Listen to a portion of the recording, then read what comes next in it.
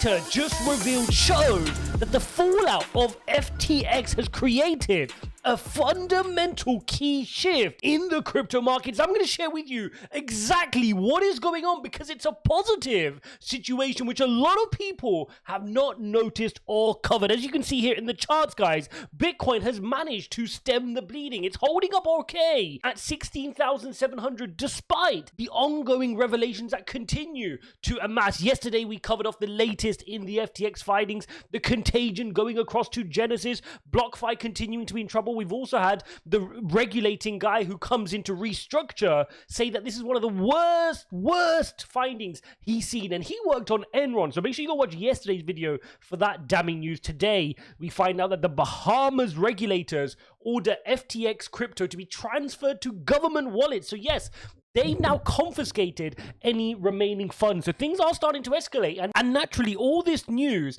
is creating difficulty for the markets, right? But we're seeing this hold up pretty well. So let's take a look at the on-chain metrics to actually understand what is going on. By the way, guys, check out the links in the description if you want to buy any cryptocurrency. Bybit have started their World Cup campaign, so you can win up to $500,000 USDT. Yes, they've got this almost like fantasy football World Cup meets crypto. So definitely check it out if you're a football fan or if you just love crypto and winning prizes. Now, I want to walk you through some really interesting on-chain metrics. And the first thing is quite obvious, and that was that Bitcoin exchange volume started to leave exchanges. If you look at all these exchanges, you can see here just above my head, we saw minus 70,000 Bitcoin leave exchanges. And you can see this is now some of the biggest outflows of Bitcoin, similar to, well, only less than 3 other periods, right? Which is April 2020, November 2020, and then June, July during the Terra Luna collapse this year as well. So you can see this is major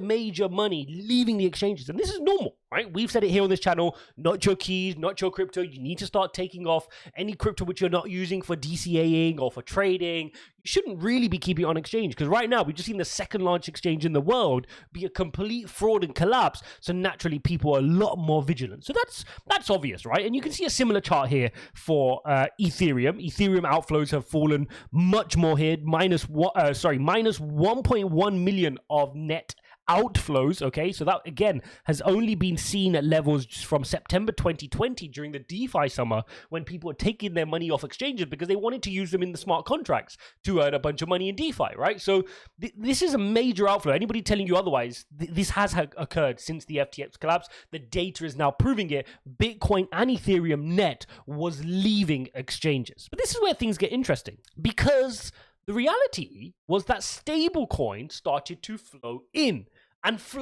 with huge volume. Look at that spike just there. $1 billion of stablecoin inflows to all exchanges, okay? Again, higher than we've normally seen. This is a huge peak here, as you can see here, relative to the graph, at least double the peaks previously seen, which makes you wonder, why were Bitcoin, Ethereum flowing out, and yet stablecoins were coming in? If you're worried about these exchanges, what is going on there? Can we understand what was causing that? Well, let's take a look. First of all, you can see that the supply on exchanges has now reached all-time high. So you've got about $42 billion of stablecoins on these exchanges. And what you also notice is a fundamental shift, okay? So you can see that the green line is Tether, you've got the blue line, which is USDC, and you've got the yellow line, which is your BUSD, your Binance USD. And look at the Binance dominance, okay? So more money is flowing into Binance USD, BUSD, relative to Tether and Circle, which again, we expected for a few different reasons, right? People are starting to understand that USDC and USDT aren't as safe as we previously thought, right? You've got to diversify. Yes, there's no perfect stablecoin right now, and you've got to split between them. But also, Binance has obviously come out from this whole saga with FTX with a shining light. So you can see that some people are therefore transferring some of their funds to BUSD, where previously it would have been all in USDC or all in Tether. So you're starting to see that people are starting to heed the message of not just diversifying across your exchanges, but diversifying across your stablecoins as well. Now, here's what's interesting, because like we've just explained, you've got a net outflow of Bitcoin, Ethereum. You've got a net inflow of stablecoins. So what is the buying power? What is the difference between these two? right? If you got inflows of stable coins, you got outflows of Bitcoin, Ethereum. What is the net? And so far, you can see that the net is hugely green. So net stablecoin buying power is $4 billion a month. It's increasing $4 billion since the FTX collapse. So people have more money on exchanges ready to deploy. And that is exactly what we are seeing. We are seeing all cohorts buying the dip right now. And this is a huge fundamental shift caused by the FTX collapse. Guys, we've been monitoring this on chain. If you guys have been following the channel throughout 2022, you will see this is one of the charts we refer to from Glassnode very, very often. And when you look at the color scale, what you want to look at is the color from red to blue. Now, red means you are generally distributing, okay? So you are selling your crypto. If you're dark blue at the top here, with the one score here, you are heavily accumulating, okay? So distribution is red, accumulating is blue. And if we go back here to about between August and September, look at this top cohort. This top cohort was your whales with greater than 10,000 Bitcoins, okay? These are your hyper whales.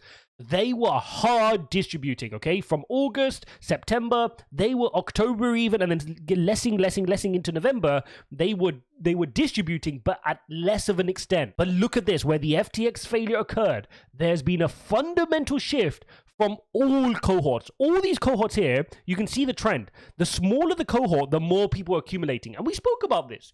And this is perfectly normal behavior. I expect to see this. If you imagine a whale set on more than 10,000 Bitcoin, are they going to be taking the risk to buy the dip right now during this winter? No, not necessarily, right? They've been in many, many bull and bear cycles. A lot of these were buying Bitcoin very, very cheaply, which is how they've accumulated their wealth. So to them, when Bitcoin was at 23,000, 24,000, that is not crazy cheap for them. But now suddenly when you fell below your June lows, below that 17,600, when you fell below 16,000, you saw what happened here. They started accumulating. And you can see the more accumulation happened based on the smaller the cohort. And this again makes complete sense. The smaller person who's less than one Bitcoin, this is their opportunity to go and own 1, 2, 3 maybe Bitcoin. When Bitcoin's at 69,000, they had no chance of accumulating a full Bitcoin at 69,000, right? But when Bitcoin's at 15,500, your opportunity to buy a Bitcoin has just more than increased by 4-fold, right? So this is why we're seeing that a lot of these smaller cohorts are accumulating more than the larger ones, but on net, everybody has fundamentally shifted from a distribution mindset to an accumulation mindset. And that is what has happened. Not just at any given moment, but it's key from the data. This was triggered. This was a catalyst from FTX collapse. So again, whilst a lot of people will be telling you, oh, a lot of people are falling out of love with crypto right now, we can see on net that people are moving into crypto. Yes, they're taking their Bitcoin and Ethereum off exchanges, but they're doing so to hold. They're doing so to put on their cold storage wallets. They're learning how to take self-custody. And then on the other front, they're loading in stablecoins. The whales are loading in stablecoins. The small people are loading in stablecoins to buy this dip. So the resolve of crypto holders are not necessarily dwindling right now. In fact, people are looking to accumulate, and they understand that Bitcoin has risen from the ashes before. And that is why people are saying, we're not going to fall for this again. Right? Maybe we fell from it in a previous cycle where we didn't believe in Bitcoin, but you're seeing a fundamental belief in Bitcoin, which is why people are accumulating. And again, let's take a look at each of these cohorts so you can see the evidence, right? These are the shrimp. These are people with less than one Bitcoin. These are your small retail investors. They are accumulating sharply, okay? Look at this increase. They're accumulating sharply. If you take a look here at the crabs, which is somebody with 1 to 10 Bitcoin, shout out to you crabs. There you go. You can see a nice sharp increase as they're trying to increase. Remember, to get 10 Bitcoin at those lows, you're looking at 150K. So this becomes reachable for a lot more people than it would have been when Bitcoin's at 69,000. You would have needed 690K to go and get yourself 10 BTC, right? Now you look at these entities between 10 and 1,000 Bitcoin. This is where you start to get to these real fish and sharks, as they call them. Again, sharp increase. Look at the gradient of that right there. These guys are not messing about. They are accumulating, and they are taking advantage of these prices right now. And then your whales, they are accumulating, but not as heavily as everybody else. And just coming back to that heat map so you can see it again, you can see that their shade of blue is the lightest shade of blue. And again, this makes complete sense. You're a whale, you're a mega whale, you've got over 10,000 Bitcoins, you see a price below 15,000. You're not the one going, oh, I need to take this opportunity and load up loads. No, they are loading up, which is good enough for us to see that they're loading up. They won't necessarily always take these extreme actions of going into dark blue or red. They do things gradually. They nibble. They add to their portfolio. They trim. They've got a big portfolio they need to take care of. So they can't take the drastic actions. Whereas somebody with less than 1 Bitcoin, they're trying to get their first Bitcoin, right? So they need to get going to try build a portfolio so they can take advantage of the next bull run. So as you can see, all the cohorts clearly moving to the upside, and we're seeing that all those cohorts, whether it's a crab, whether it's a fish, whether it's a whale, they have taken this key shift to start accumulating. And now the question arises, when will we see this price action on Bitcoin? Well, all of that trade volume is helping us stop the bleeding here, right? People wondering why we initially fell here to 15,500, and then we created a higher low. We're getting a nice upward trend here slowly.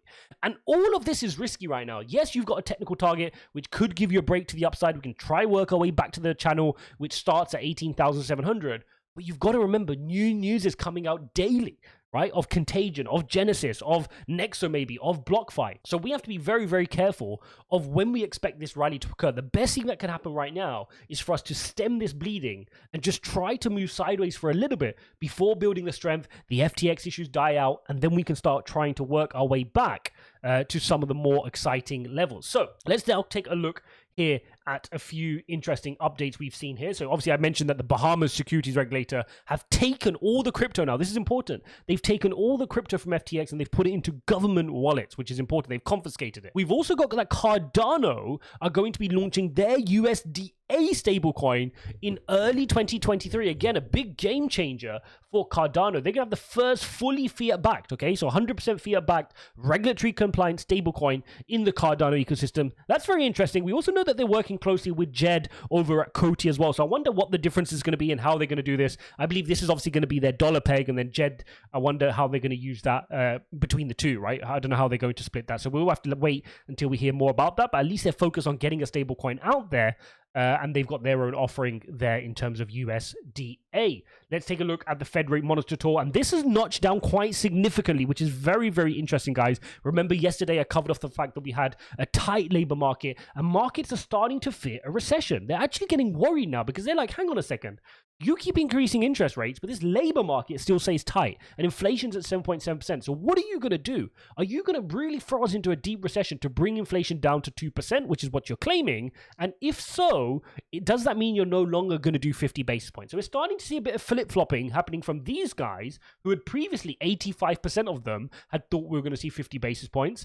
Now only 75%. So this is going to fluctuate a lot between now and December the 14th, which is when the next FOMC meeting is, and we'll continue to keep an eye on this. And it's exactly that behavior which is leading the pre-market to be a little bit tentative, right? Yesterday we saw a bunch of red on the fear of this recession. Today we're seeing the pre-market a little bit green, but these underlying fears continue to remain, and they're not going to go away very, very quickly, okay? Let's take a look at the fear and greed index, and we continue to be in extreme fear, 23. And just like I showed you guys, now is the period when people are actually deciding to accumulate, right? They're actually taking their money into stable coins and moving it into exchanges, and they're buying the dip. That's not me saying it. That's the data which I've just shown you. And we had that hunch when the FTX collapse occurred, but now you're seeing it. And nobody's talking about this. Everybody's talking about how crypto is going to get hugely regulated, which maybe it will. Everybody's talking about how this is really bad for crypto, which maybe it will. And one person from traditional finance actually messaged me to say all of crypto was a scam. And I replied to him on Twitter and I said, you know, you don't have a high horse to stand on, right? You had the Lehman Brothers collapse, right? So don't let anybody from traditional finance or the old Web 2 establishment